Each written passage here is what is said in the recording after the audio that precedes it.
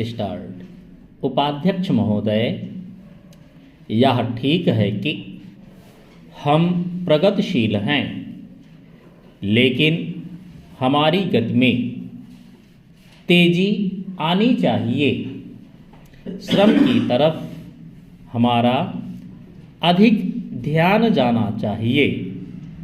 जो पंचवर्षीय योजनाएं हमने बनाई हैं, उनमें हमारा लक्ष्य केवल यह नहीं था कि हम अधिक अन्न पैदा करें।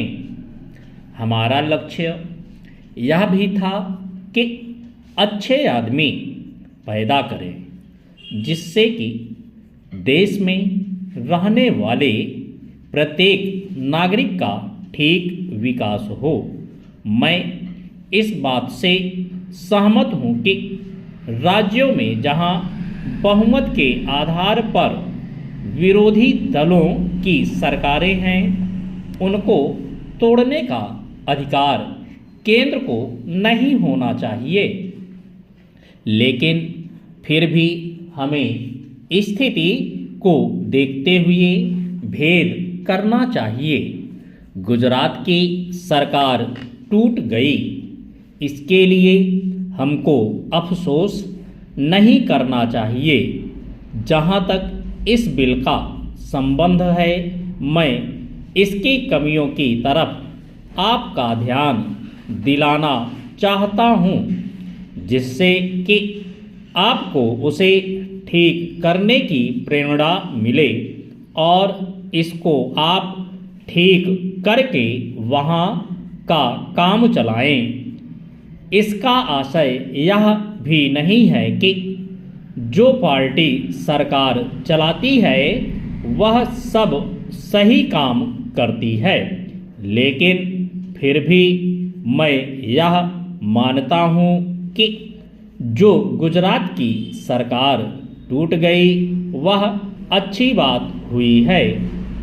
गुजरात के लिए आपने संसद सदस्यों की जो समिति बनाई है वह एक ठीक कदम है, लेकिन इस बात का आश्वासन भी आपको देना चाहिए कि राज्य को जिला स्तर पर जो समितियां आप बनाने जा रहे हैं उनको सर्वदलीय बनाएंगे, ताकि जनता की जो कठिनाइयां हैं वे आपके सामने प्रत्यक्ष रूप से आ सकें और उनकी भावना के अनुसार वहाँ पर कुछ काम हो सके।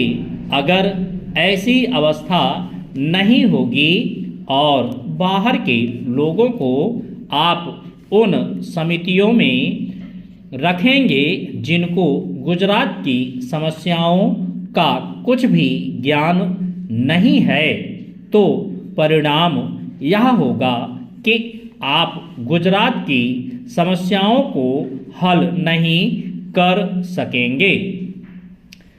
इसलिए मैं सुझाव देना चाहता हूं कि आप इसमें ऐसी कानूनी व्यवस्था करें कि जिससे विभिन्न स्तरों पर सर्वदलीय समितियां बनाई जा सकें और उनके माध्यम से सरकार के सामने झुकाव आए कि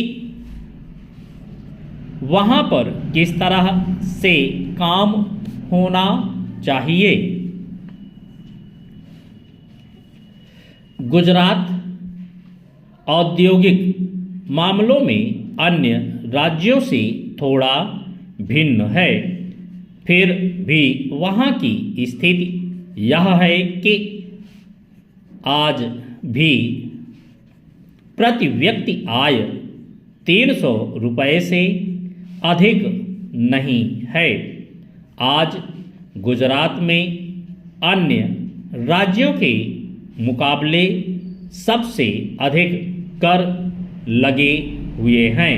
यह उचित नहीं है। स्टॉप।